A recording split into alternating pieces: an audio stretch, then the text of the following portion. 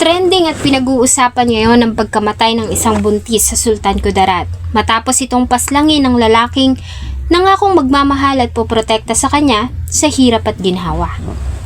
Naaresto naman agad ang kapulisan ng suspect at hindi na rin ito itinanggi ang kanyang ginawa. Bagamat pabago-bago ang kanyang mga binibigay na statement, ay iisa lang ang malinaw. Inamin mismo ng 21 years old na si Ahmad Abag na siya nga ang pumatay sa kanyang asawa. Nakakapanlumo nga lang dahil sa ang dahilan ay sadyang napakababaw. Sinaksak na hinampas pa ng kahoy ang isang ilaw ng tahanan na kagagawa ng sariling mister na naitala kahapon alas 3:50 ng hapon sa isang liblib na lugar sa Barangay Pinaring, Sultan Kudarat, Maguindanao del Norte. Sa impormasyong ipinabot sa DXMY ni SKMPS Commander Police Lieutenant Colonel Hector Tanio Jr., ang suspeke kinilalang si Ahmad Abag, 21 anyos magsasaka, habang ang biktima ay si alias Ann, hindi niya tunay na pangalan, minor de edad, kapwa taga Barangay Pinaring sa naturang bayan.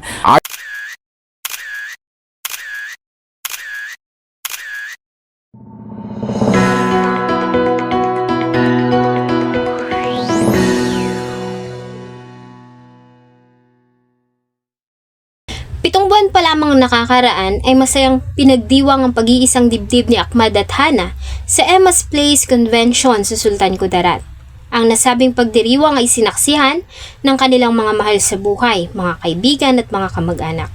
Sa lahat ay ang dalawang magsing irog ang tunay na pinakamasaya. Ngunit sinong mag-aakala na makalipas ang ilang buwan ay magwawakas ang pagsasama ng dalawa sa isang madugong krimen. Ang pamilya ni Hana at Ahmad ay pawang mga Muslim at sa kanilang pinaniniwalaan, isa na nga rito ay ang labis nilang pag-iingat sa mga kababaihan. Sa liblib na barangay Pinaring sa bayan ng Sultan Kudarat sa Maguindanao del Norte na lumaki at nagkaisip sila Hana at Ahmad.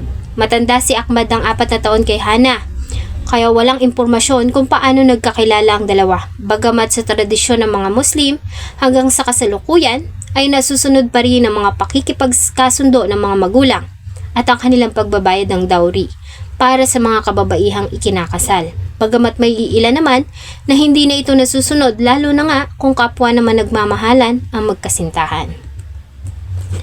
Bagamat wala pa sa tamang edad, ay agad na ikinasal si Hana at si Ahmad. Ikinasal ang dalawa matapos na malaman ng kanilang mga magulang ang kanilang relasyon. Matapos ang kasal ay bumukod na rin ang dalawa at tahimik na namuhay.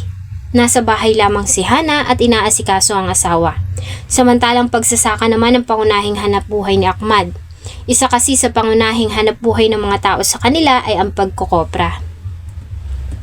Base sa mga taong nakakakilala sa dalawa ay mabait ang mag-asawa, lalo na nga ang lalaki na si Ahmad.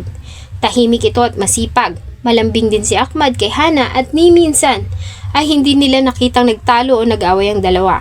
Marahil ay nagkakaroon sila ng hindi pagkakaunawaan, subalit hindi nila yun pinapahalata sa kanilang mga pamilya. Di nagtagal ay nagdalang tao si Hana, bagay na nagbigay ng ligaya sa pamilya lalo na kay Ahmad. Ayon pa nga sa mga kaibigan nila ay palagi na itong ikinukwento ang pagdadalang tao ng asawa. November 30, 2025 nang dakong alas 3:50 ng hapon nang makatanggap ng tawag ang kapulisan sa Sultan Kudarat. Ayon sa ulat ng Sultan Kudarat Municipal Police Station, nakatanggap sila ng tawag mula sa isang concerned citizen. Hinggil umano sa insidente ng matinding domestic violence sa Barangay Pinaring. Ayon sa ulat ay umabot na sa sakitan ng pag-aaway ng mag-asawa at wala sa kanila ang makalapit, kaya naman agad na tinungo ng grupo ang lugar.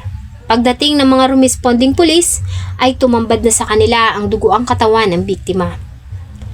Dahil sa kritikal na kondisyon ay agad na isinugod si Hana sa Cotabato Sanitarium and General Hospital para sa paunang lunas. Ilang sandali pa ay muli itong inilipat sa Cotabato Regional Medical Center, subalit hindi na ito umabot at agad nang binawian ng buhay. Mga guys, dito na po kami ngayon sa bahay nung lalaki, anong mag-asawa pala, na ito na yung suspect na isinuko ng mga magulang niya.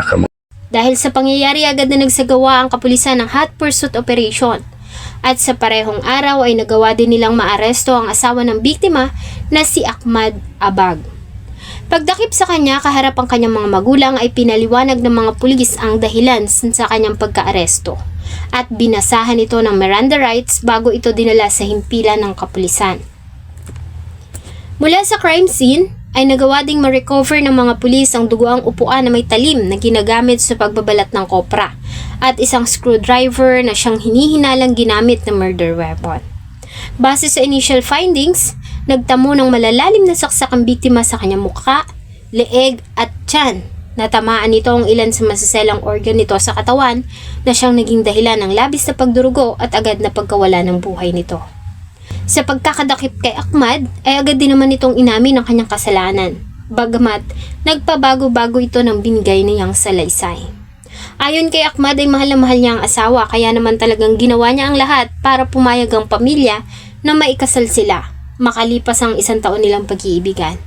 Ayon din sa kanya ay hindi sila nag-aaway at na mangyari ang krimen ay wala silang pinagtalunan. Maliban sa napikon siya sa pagbibiro nito. Ayon pa kay Ahmad ay hindi niya alam ang kanyang ginawa.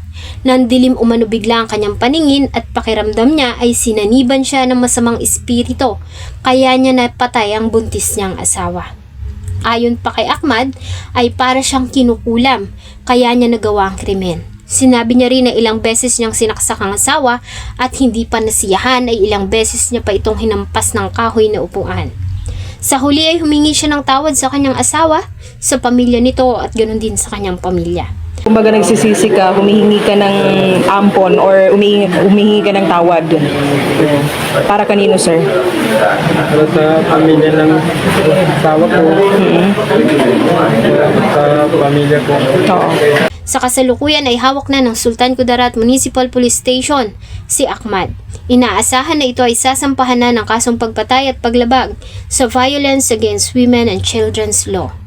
Samantala, bilang pagsunod sa kanilang tradisyon at paniniwala, ay agad na din namang hinatid sa kanyang huling himlayan ang katawan ni Hana. Pagsisihan niya man ang ginawa ay huli na. Hindi niya na maibabalik ang buhay ng kanyang asawa at ng kanyang anak na nagsisimula pa lamang mabuo sa loob ng sinapupunan nito. Labis din ang pagdadalamhati ng pamilya dahil hindi nila labis na matanggap na nagawa nilang ipagkatiwala ang kanilang anak sa lalaking magdadala dito sa kanya sa kapahamakan.